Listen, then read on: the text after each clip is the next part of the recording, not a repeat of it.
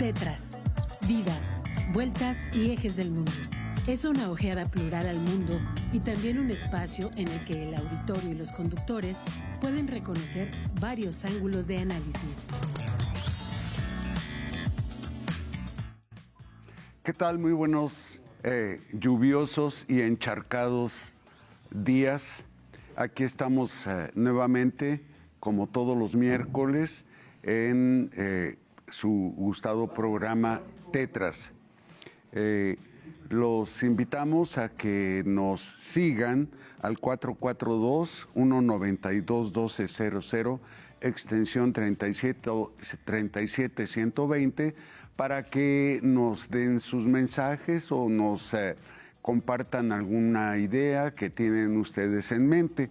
Igualmente les pedimos que se comuniquen al 442-249-8788, es nuestro celular, pero ahí nada más recibimos mensajes de texto.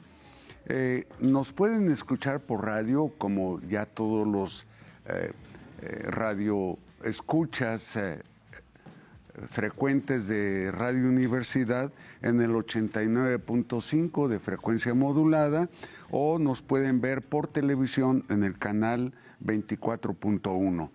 Nos pueden escuchar también por internet en radio.uacu.mx, o ver en televisión por internet tv.uacu.mx.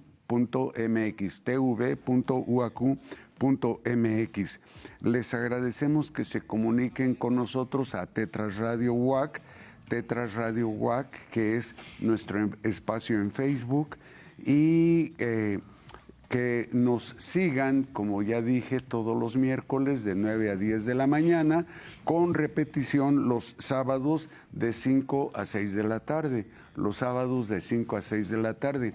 Igualmente agradecemos a nuestro compañero, amigo, Manuel Villagrán, que siempre está viendo las posibilidades de mejorar esta audiencia. Y desde luego siempre me da gusto, como desde hace ya un buen tiempo lo venimos acostumbrando, saludar en estos micrófonos, por estas cámaras, a nuestro amigo Sergio Becerril Calderón. ¿Qué tal? Muy buenos días, Sergio. ¿Cómo estás, Gonzalo Guajardo? ¿Cómo te llovió? Hombre, caray. Bien bonito. No descansó casi toda la noche. Así es. Lloviznando. Pero la llovizna, la planeación estratégica de gobierno del Estado es maravillosa. Maravillosa, ¿verdad? Sí. Pican por aquí, pican por allá. Digo, que se vea que hay obra, ¿no? Sí. Que vean que se trabaja. Digo, para las ganancias deben de ser jugosas también, ¿no? Las ganancias, al menos ganancias políticas. Ganancias. Al menos ganancias de fama. Gonzalo, pero indudablemente las otras. No, yo estoy hablando para los ciudadanos. Perdón. Para mejorar. Me confundí. Siempre te vas por la crítica. Sí. Mal pensado. Sí. Pero así como estamos en Querétaro ahorita con las obras en beneficio de la ciudadanía, tenemos que pensar en aspiraciones de mundos mejores, ¿no? Uh-huh. Ya dejar el fatalismo que te caracteriza. Que me caracteriza, que nos embarga, y entrar a pensar por qué tenemos que hablar hoy de los jóvenes, las nuevas generaciones, aquellas que has educado, Gonzalo Guajardo. No, justamente creo que vamos a hablar de aquellos que no hemos educado. Eso es la cuestión. Sí. Bueno, tú debes de recordar que hace unas sesiones tuvimos también este tema como parte de nuestro quehacer, justamente porque estaban ya próximas estaba próximo el regreso a clases, pero ahora ya comenzó a suceder. Este lunes entraron a la educación básica nuevamente nuestros niños, nuestros jóvenes, y la preparatoria comenzó hace un mes y por lo tanto hoy tenemos bastante que decir en este memento a la tarea de la educación y a cómo se ven convocados nuestros jóvenes, nuestros niños. Bueno, pero ¿qué quieres decir? Que la educación, esta educación institucionalizada, formal, es la que va a dar lugar a los futuros gobernantes, a los ciudadanos de paz, de progreso, de orden, de igualdad. No vamos a cuestionar severamente que están cambiando nuestros planes de estudio, nuestros programas, y que se está generando a través de este gobierno una ideología en contra del progreso, en contra de la civilidad que pues veníamos obteniendo con los gobiernos prianistas. Es un tema, ¿no? Así como que el cuestionamiento ahorita es severo.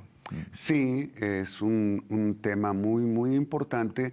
Sin embargo, no quisiera yo decir que esta educación escolar, porque es a la que nos vamos a referir de alguna forma, la educación formal que se da en justamente las instituciones educativas, no quisiera yo decir que esa educación es la única estrategia de educación que tiene una sociedad, ni tampoco el único recurso con que contamos. Desgraciadamente a la escuela formal, es el jardín de niños, la escuela primaria, la escuela secundaria, han sido identificados como aquel recurso por el cual la gente aprende cosas. Y yo digo que sí es cierto que es un recurso por el cual la gente aprende cosas. Sin embargo, habría que preguntarnos si es el único, por un lado, si es el mejor, por otro lado, y ¿para qué? ¿Para qué entrar ahí? Eso es lo que me gustaría en buena medida saber. Y me queda claro que aparte de la escuela formal, hay otros espacios donde tú estás aprendiendo cosas, quieras o no. Sí, quieras sí. o no. Sí, sí. Comenzando con lo más trillado, que es la familia, ¿no? Sí, sí. Digo, es lo más trillado porque normalmente se piensa que la escuela por un lado y la familia por el otro lado son los principales factores de educación. Y entonces, si hacemos a un lado en estos momentos de nuestra mirada a la escuela, entonces nos queda la familia. Pero habría que decir que también es el barrio, habría que decir que también son los medios, habría que decir que es justamente esa conducta a la que tú te referías como de un futuro de nuestros gobernantes, pero ellos ya están haciendo escuela con nuestros niños de hoy.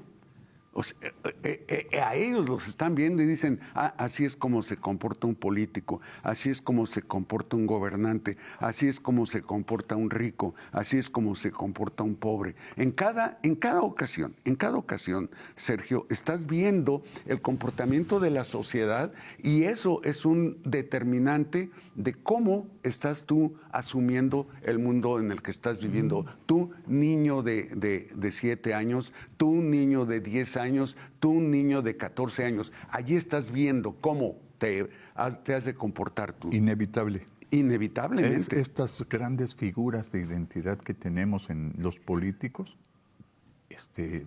están educando a los jóvenes, a los niños, a los futuros gobernantes. Caray. Entonces, ¿por eso eres tan pesimista?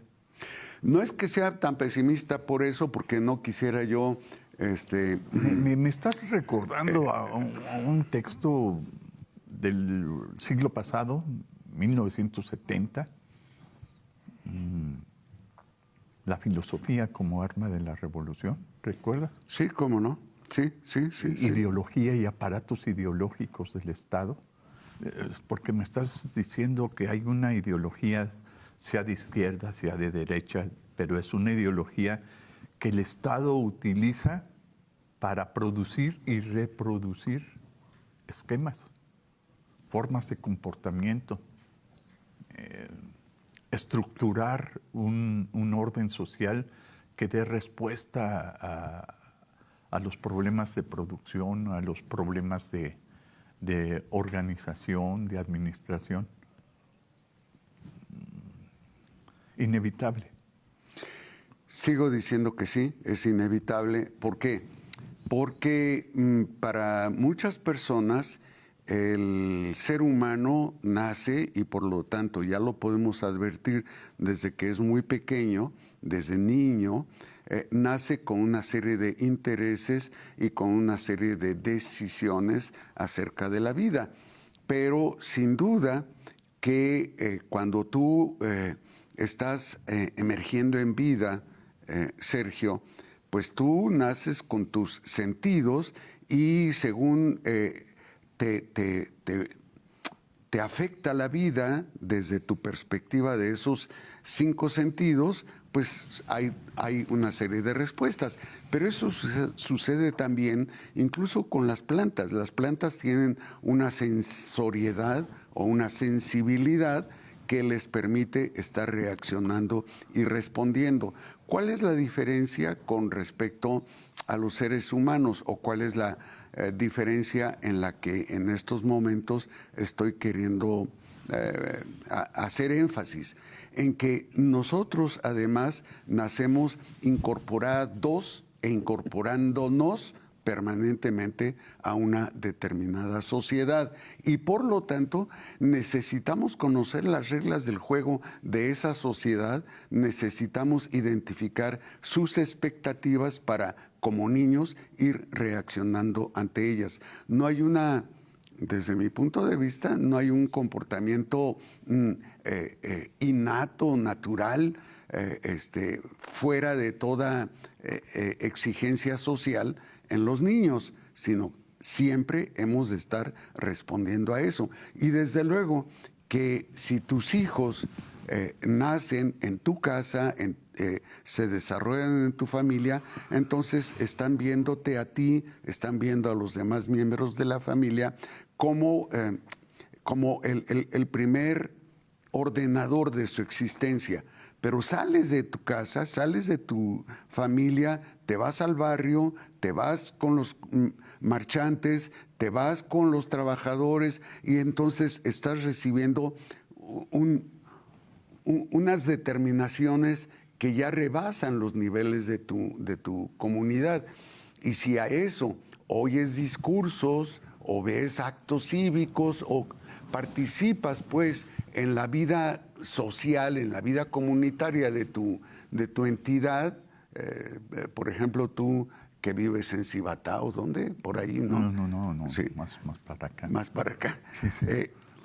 Ya estás aprendiendo allí cómo comportarte, pero no porque te lo digan tus familiares necesariamente o porque te lo haya dicho la escuela, sino porque el comportamiento de la gente que está a tu alrededor te dice esto te acepto o esto no te acepto. Hijo, está muy bien, pero me parece que el asunto es muy como que estamos hablando de una sociedad que se reproduce de una manera estable, de una manera homogénea.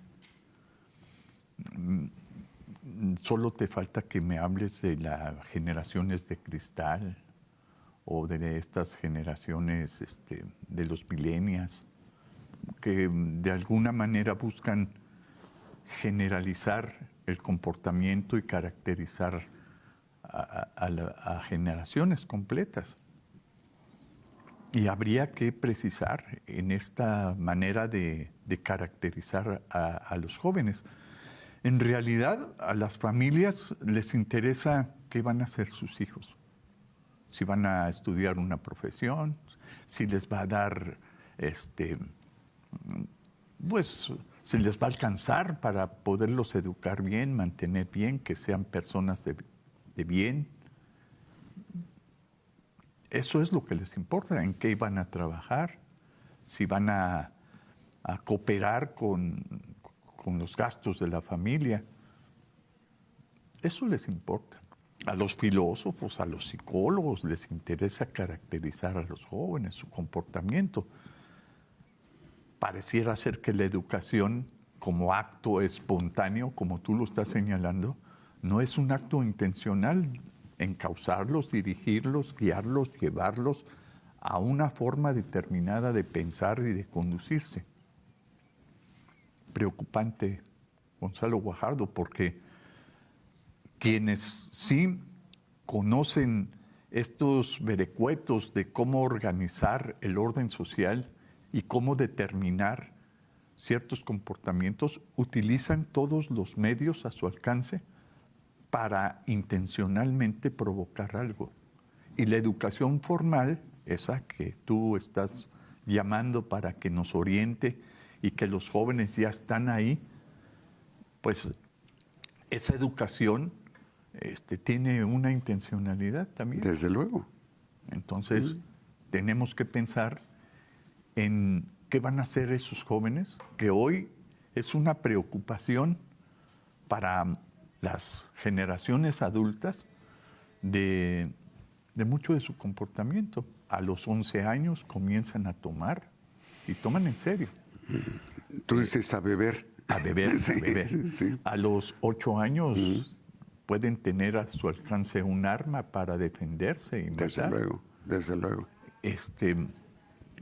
Los jóvenes no están pensando en que a los 18 años se convierten en ciudadanos y van a tener su credencial de elector para votar y elegir a sus gobernantes. Yo percibo un ambiente complejo, caótico en ocasiones, incierto, y que se pueden provocar choques de generaciones y no hay entendimiento, no hay comprensión. Y más como ahora se están desdibujando muchos esquemas y están apareciendo comportamientos de toda índole, de todo tipo, comportamientos que pueden estar más hacia el pasado, el siglo pasado, más hacia lo medieval, más hacia el futurismo, y que muchos filósofos se aprovechan para caracterizar este tipo de comportamientos como un comportamiento que le dicen, estamos más allá de la modernidad, ya somos posmodernos, o están en la modernidad, o mira qué comportamiento tan oscurantista.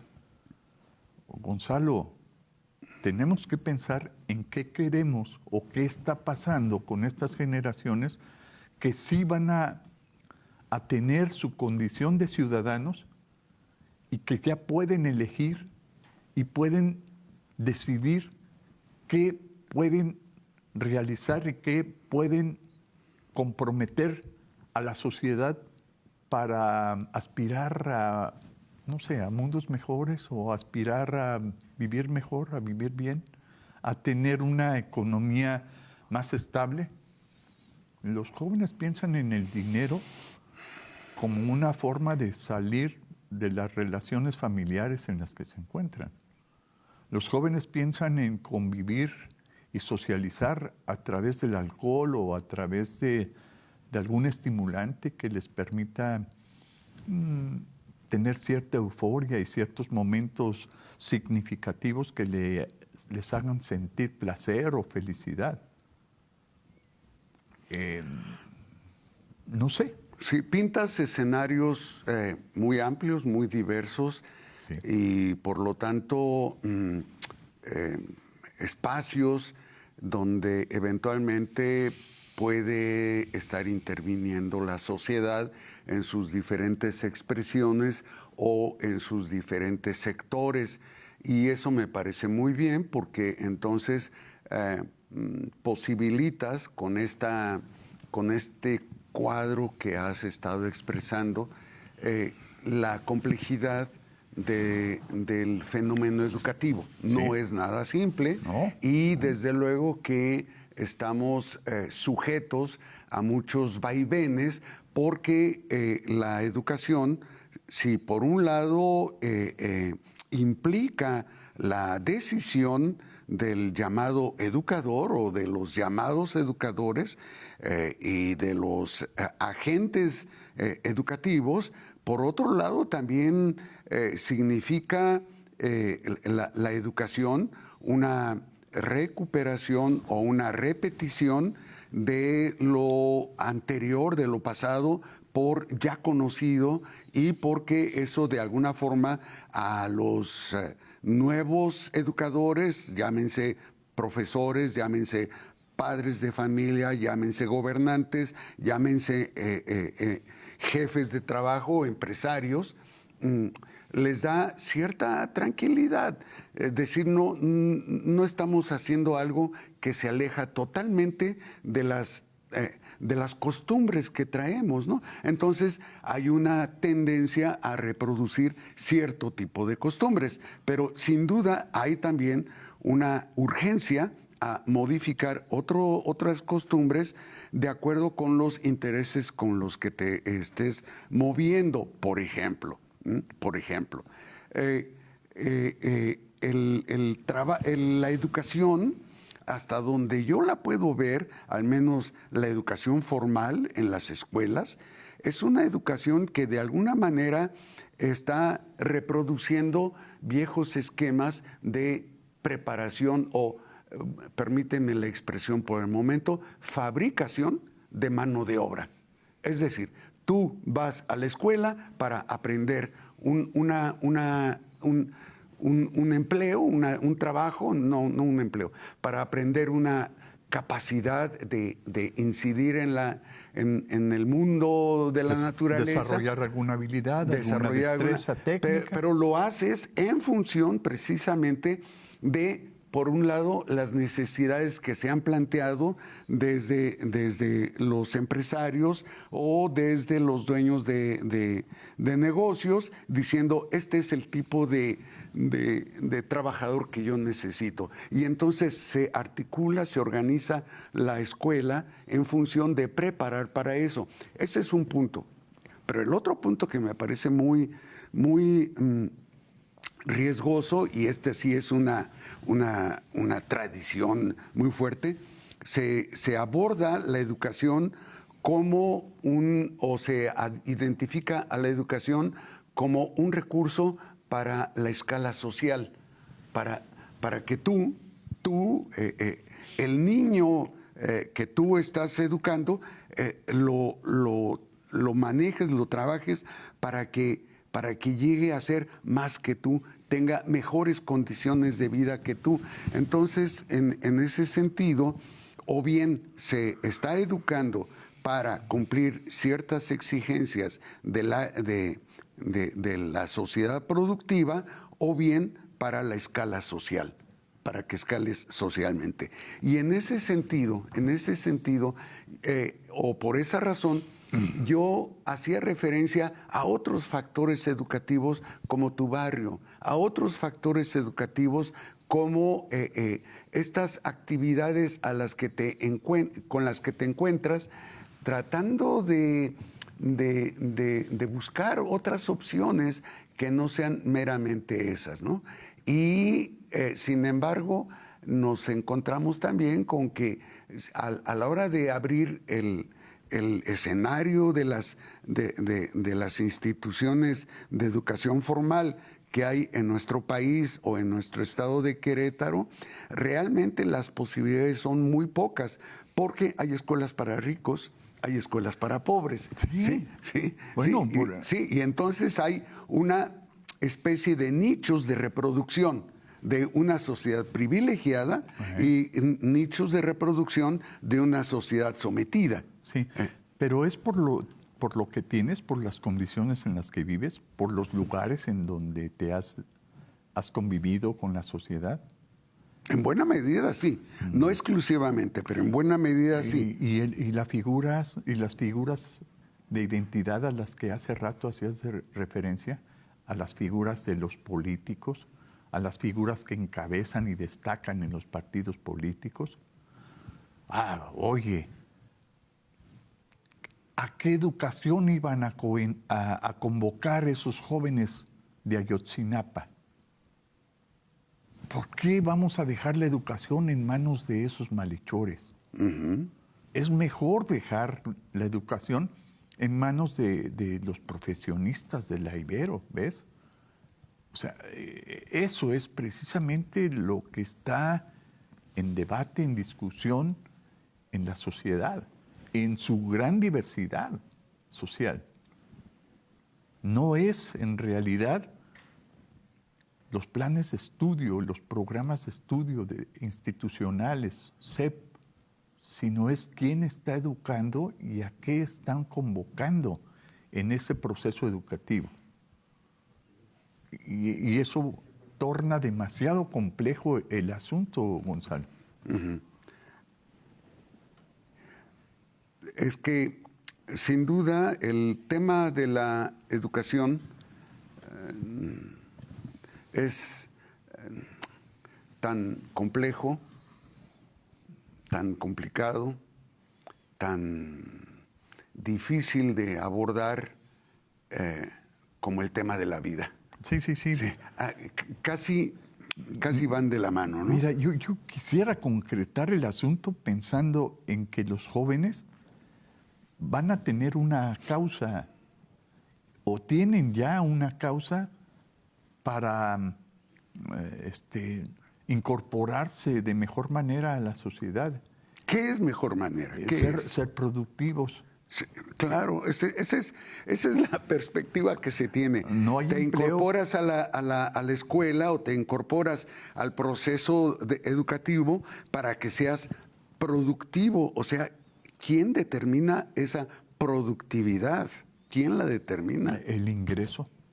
Acuérdate que eso es un indicador. Es social, un indicador, pero eso no lo determina.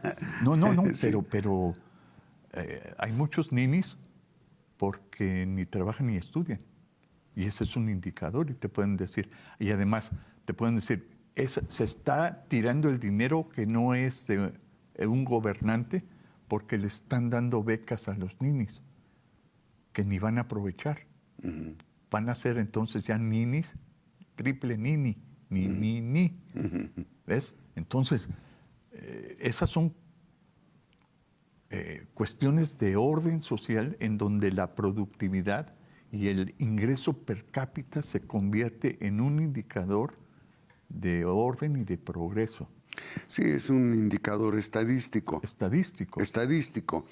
Pero entonces se puede decir, por ejemplo, que de acuerdo con este indicador de los ingresos, Querétaro está en jauja, ¿no? Ajá. Y sin embargo, podemos ver por un lado a algunos empresarios, a algunos políticos que ganan salarios o ingresos desproporcionados, por encima de $1,000,000 al año, ¿sí? Muy por encima. Mientras que otras personas escasamente pueden contar con $5 al día. Escasamente. Entonces, esta desproporción, cuando sumas y divides entre dos, te da una regularidad que no existe en la realidad.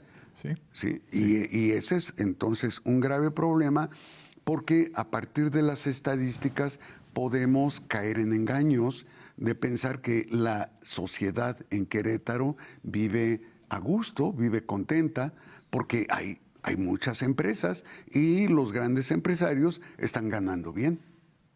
Sí.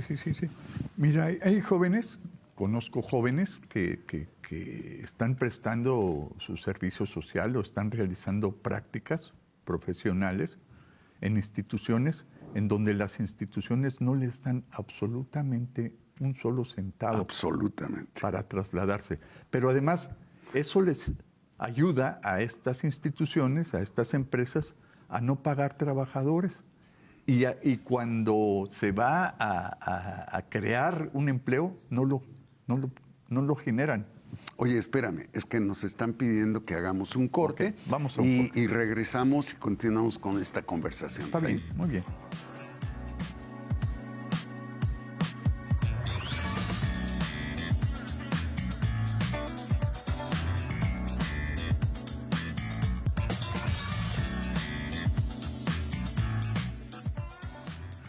Entonces regresamos, Gonzalo Guajardo, con este tema sobre la educación de los jóvenes y qué perspectivas de futuro tienen. Mira, yo vería lo siguiente, Gonzalo. Hay un factor en los últimos 2 años que nosotros estamos viviendo que parece que agudiza aún más este fenómeno educativo de qué está pasando con la incorporación de los jóvenes a la sociedad y cómo podemos contribuir con ellos para ser más productivos, ¿sí? Y entonces las instituciones dan sus estadísticas de que pareciera ser que en estos 2 últimos años o año y medio de pandemia, la situación se ha agudizado y ha recaído más sobre aquellas poblaciones o aquella población que ya venía resintiendo un problema económico y un problema social fuerte. Entonces, si la pandemia está midiendo ahorita la forma en la que están siendo afectadas esas poblaciones o de qué manera están siendo afectadas esas poblaciones, pues tenemos que pensar cómo intervenir de otra manera y que no solo sea a través de la cuestión económica, que es un aspecto muy importante, pero tenemos que pensar en cómo podemos contribuir con ellos para que se incorporen a la sociedad teniendo más oportunidades de producir, de generar servicios, pues sí, de contribuir con la economía, pero también que no sean una carga de factor social o antisocial, como dirían algunos, sobre este aspecto de los jóvenes, ¿no? Entonces, no sé cómo poder estructurar estrategias y programas educativos que contribuyan a sacar de este rezago, no sé si me permitas utilizar ese término de rezago educativo en el que cayeron muchos jóvenes del mundo en este año y medio que se suspendieron las clases y que apenas están retomando institucionalmente las clases presenciales. Es un poquito más de año y medio, ¿no? Sí. Porque se declara la presencia del coronavirus en el 2019, pero lo veíamos como un fenómeno lejano. Sí, pero México, cuando comenzamos a hablar de México... Marzo de 2020. Sí, entonces ya es un poquito más de tiempo y precisamente esto tú en algún momento me preguntabas, o más bien me cuestionabas, Sergio, si era válido hacer nuestras reflexiones ahora, siempre teniendo en cuenta la presencia del coronavirus en nuestra sociedad. Sí. Y yo digo, pues inevitablemente este fenómeno del coronavirus, sea cierto o sea falso, no me importa, para lo que quiero decir. Es real. Está presente en nuestra existencia y nos ha estado condicionando desde, por ejemplo, y ese es parte de nuestro tema, el cierre de escuelas, el cierre de instituciones, y que esto redundó en otros efectos muy, muy peligrosos y muy difíciles de resolver, como por ejemplo que los hijos de los trabajadores quedaron en sus casas sin poder ir a la escuela, pero tampoco podían tener la atención de sus propios padres o de sus tutores, porque ellos tenían que irse a trabajar.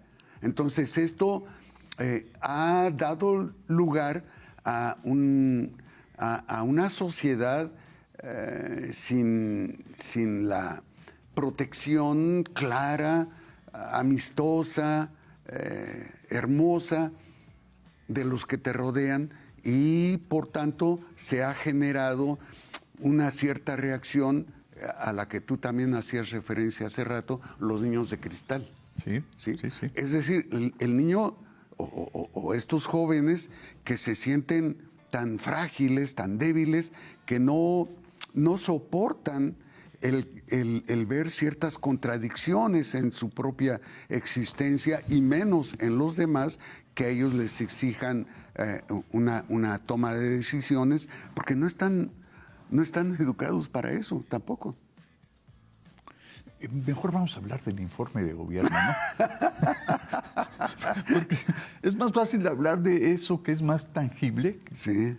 que es lo que se hace en obras, que es lo que se está creando para beneficio de ciertos sectores, que pensar en esta complejidad de jóvenes, de niños, que son las nuevas generaciones y que sí requieren socialmente de una influencia de generación, pero una influencia, insisto, Gonzalo, intencional, estructurada, esa influencia de generaciones adultas para que orienten a los jóvenes al mañana y que se incorporen de una manera menos sufrida,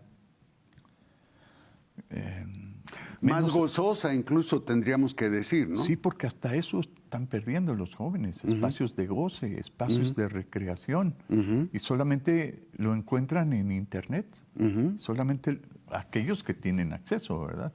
Y la gran mayoría que no tiene acceso lo encuentra, bueno, frente al caos o frente a las dificultades y vicisitudes que viven sus padres de familia en el medio rural o en los poblados y comunidades aledañas, pero no se han incorporado a lo que productivamente las ciudades, a través de sus empresas, están creando. O incluso las empresas están aprovechando de estas circunstancias para que sus trabajadores contribuyan más con ellos productivamente. Ellos se ahorran en tecnología, ellos se ahorran en mano de obra, ellos se ahorran en las condiciones materiales de su empresa para que productivamente los trabajadores apoyen y se cumpla con los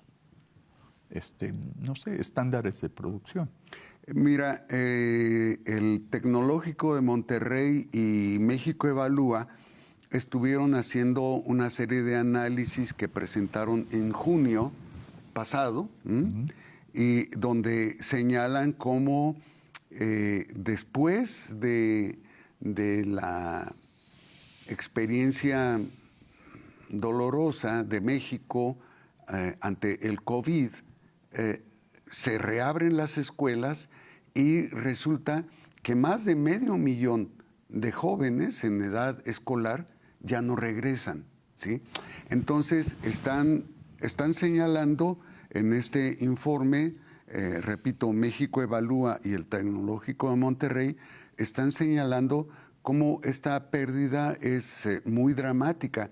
Sin embargo, ellos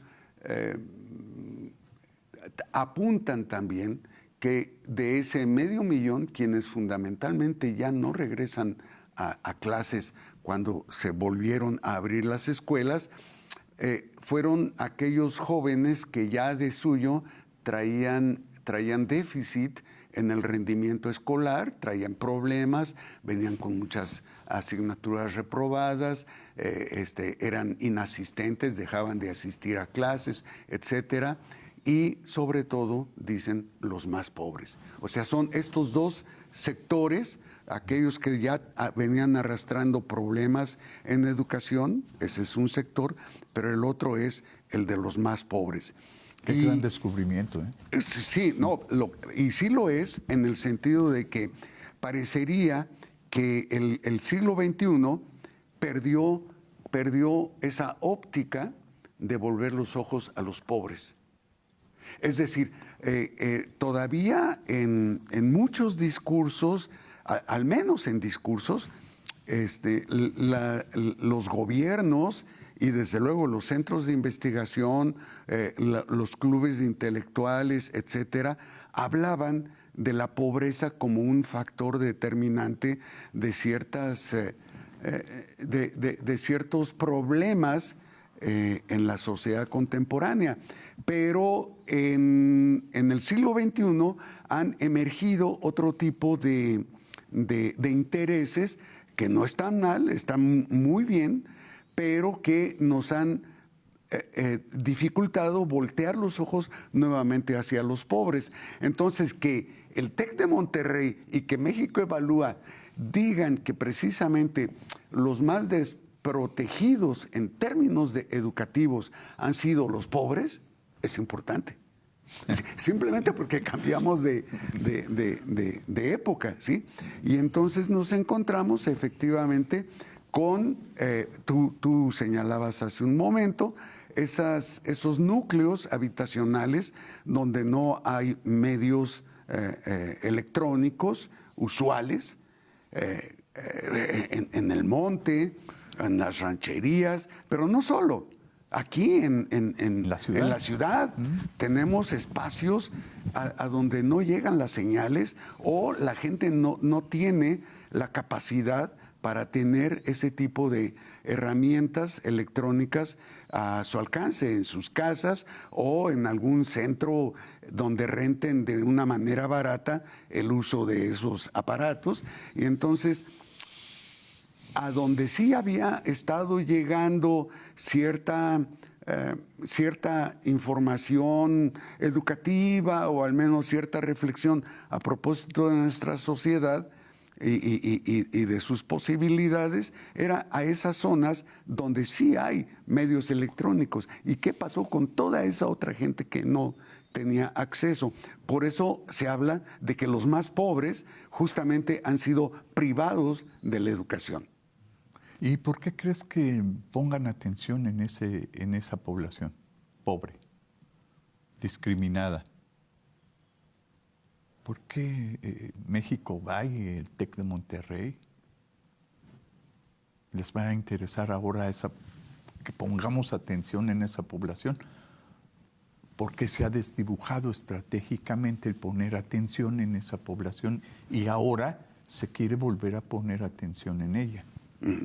Hay varias razones y todo lo que en estos momentos yo pueda decir acerca de por qué México Evalúa y el Tecnológico de Monterrey ponen énfasis en este sector de la población de adolescentes y jóvenes que han perdido la escuela. Todo lo que yo diga es hipótesis. Sí, no me consta. Pero ellos te dan un dato. Sí, ellos dan un dato. ¿Y por qué me dan ese dato? En buena medida pienso que es porque quieren hacer, quieren ofrecer elementos para que la población misma, al captar esta información, vea el fracaso de un sistema de gobierno específico. ¿Sí? Sí. Es decir, es justamente el tiempo que le ha tocado a la 4T regir este país. Sí. Y ahí hay un dato muy claro de cómo ha fracasado. ¿Sí? Para mí eso es algo muy importante. Pero por otro lado también podría ser, y por eso todos son hipótesis, todas son suposiciones, podría ser que es un mensaje justamente a los empleadores para decirles, ¿saben qué? Aquí tienen su nicho de trabajadores muy baratos, poco exigentes, porque al no tener preparación, entonces tienen que aceptar lo que sea para poder tener un ingreso. De otra manera, si se ponen sabrosos diciendo que no, que a nosotros no nos toman el pelo, que dijeran los pobres, pues entonces no tienes trabajo y se acabó. Y estamos pensando en los 2 últimos años de gobierno federal y que vienen elecciones el próximo año y luego las elecciones federales. Entonces, desde ahorita es que hay que estar señalando, debilitando este proyecto de Estado de la 4T. Qué interesante, ¿no, Gonzalo? Y desde ahí la educación juega un papel muy importante. Sin duda, porque otra vez a la educación con mucha frecuencia. Entonces vamos a... Se la ha identificado como un determinante del ascenso social, Sí. como un determinante del empleo, ¿sí? Es decir, cuando un muchacho va a solicitar empleo a algún lugar, requisitos, ve ahí, requisitos y escolaridad, secundaria terminada, preparatoria terminada. Ya están ahí diciéndole que eso es algo que tiene que presentar, y se va y dice, lo siento mucho, yo no tengo esa escolaridad. Bueno, pues te podemos dar este trabajo, un trabajo mal pagado, ni modo, pero pues es a lo que tú puedes aspirar, es lo que tú alcanzas. No hagan olas, así está bien. Además, le debemos de agradecer a la empresa que haga eso, ¿no? Uh-huh. Sí. Entonces, Gonzalo, desde ahora se están creando las condiciones de dato duro para ver cuáles son las oportunidades que tiene esta alianza para poder votar y ganar adeptos en las próximas elecciones. Sí. Este es el sector, estás diciendo, que puede incorporarse a la votación para el 2024. Sí, pero las elecciones, no solo eso. Las elecciones son obviamente determinantes. Pensando en el dato duro, Sí, ¿no? sí, por eso es a lo que quiero ir. Las elecciones son determinantes para manejar cierta información o dejar de manejarla. Ajá. Pero no es solo las elecciones, porque el proceso electoral lo que favorece es el cambio o la continuidad de un proyecto de gobierno. Ajá.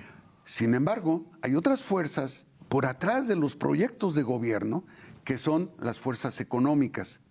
Y esas pueden resultar beneficiadas o pueden resultar perjudicadas según justamente la orientación que tenga el grueso poblacional.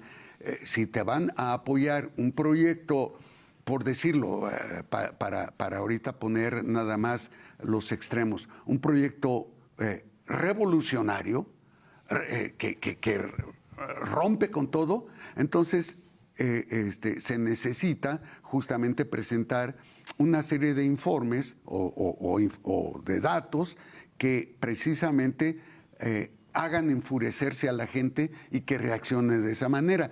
Pero también puede ser que se pretenda generar un escenario cómodo para los grandes capitales que no tengan resistencia cuando ofrecen cierto tipo de trabajos.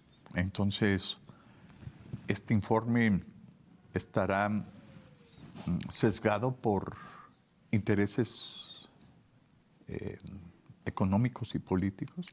Podría estar sesgado por eso, aunque yo no dejo de pensar que cada una de nuestras acciones, mi querido Sergio Becerril, cada uno de nuestros pensamientos, cada una de nuestras decisiones tiene un trasfondo siempre de intereses económicos, ideológicos, políticos, aunque no los menciones, ni siquiera seas consciente de eso. Sí. Pero allí están siempre, porque de alguna manera tú tienes que tener agarraderas para tomar decisiones y para juzgar sobre la vida. No, la vida, las instituciones, los demás no se presentan en diafanidad, en claridad, ¿no? Siempre tú estás abordando todo esto desde una perspectiva que te está sosteniendo y que te está diciendo, piensa así, supone esto, y fíjate en esto, etcétera, etcétera. Y entonces, ¿qué le diríamos a los padres sobre esta preocupación? Las instituciones y los dueños de las empresas, pues ya más o menos saben qué hacer. Y de alguna manera han venido preparando el camino. De alguna manera han venido preparando el escenario. Los jóvenes dicen, ¿ya para qué voy a la escuela si puedo ser educado desde mi casa? Sí.